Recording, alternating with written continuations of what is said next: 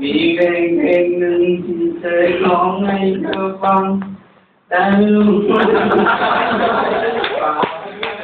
วันเวลาอาจจะหมุนแล้วเวียนไปใจความในเพลงนั้นของเราก็ยังคงเฝ้ายันพูดถึง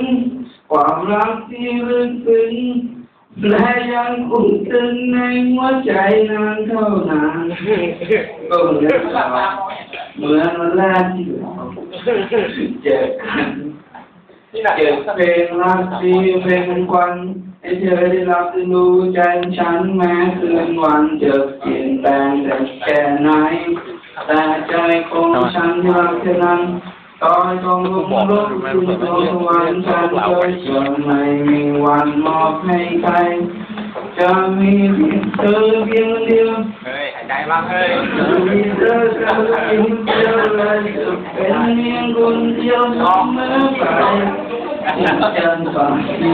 วิตทั้งหมดไว้